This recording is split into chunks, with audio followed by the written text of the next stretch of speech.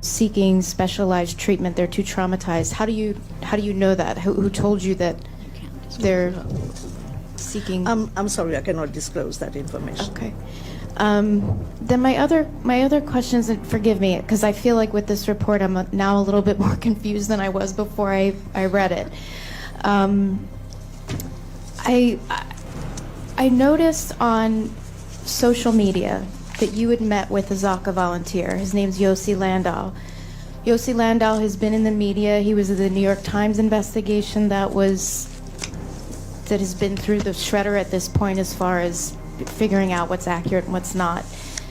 In this report, you mentioned that there was a media report about a woman who was pregnant, her stomach was ripped open, the baby was ripped out, it was stabbed, the umbilical cord.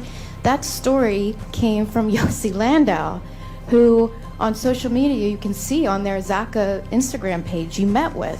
So when I see that, and then I read this report, I'm lost. To what extent do I believe this? This isn't an investigation, but it kind of is. So then how is this any different than the New York Times story if you're just collecting evidence?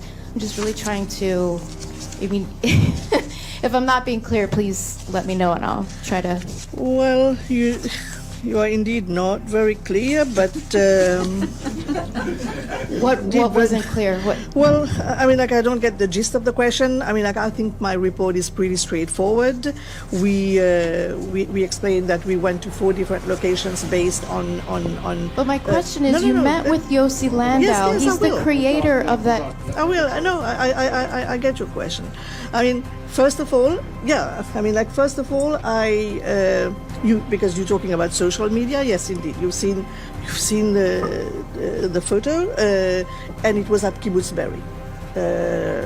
It was at Kibbutz Be'eri, and if you read the section of the report, starting with paragraph 62, we say what we have been able to verify, and that we went there because of the attention paid to Kibbutz Be'eri and sexual violence. And I have mentioned in my report at least 2 allegations previously reported that we found to be unfounded, and we explained that it's due to either new superseding information or inconsistency in the information gathered, including first responder testimonies, photographic evidence, and other information. And I give two examples. Yes, we found it to be unfounded. Can I just follow up really quick, please?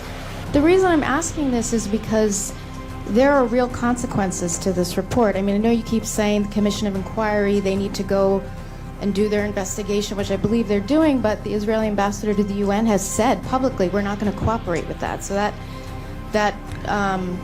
recommendation is already DOA, I guess you could say. Mm-hmm. Are you at all concerned that this report, sexual violence against women, this is being weaponized as a way to continue violence in Gaza? That's why I'm asking these questions, because this is an important report. Well, I understand that the invitation to me came as a result of pressure from civil society organizations in Israel and academia. And I do hope, and I can tell you that when I was there, no one told me it's too little, too late, or you came too late. On the contrary, many interlocutors told me, we are still mourning. Why are you here? And why this narrow focus on sexual violence? And everywhere, throughout the report, you see that I mentioned that could not be verified, and verification would entail a proper investigation. And I hope that the relevant stakeholders in Israel would pick it up and put pressure on their government to have a fully fledged investigation that would be able to cast real light on what really happened, or close to get as close as possible to what happened. And I fully agree with what you're saying. I mean, like, that is why, in spite of not being an investigation, I did not want to go and to rubber stamp anything that's given to me. And I took the trouble of including, I'm a small office, I am almost totally dependent on extra budgetary resources, but still found it necessary to equip myself with some expertise that included a forensic pathologist and a digital analyst. Thank you for the briefing. I'm Dawn Clancy with Pass Blue. I have a follow-up and then a question. You mentioned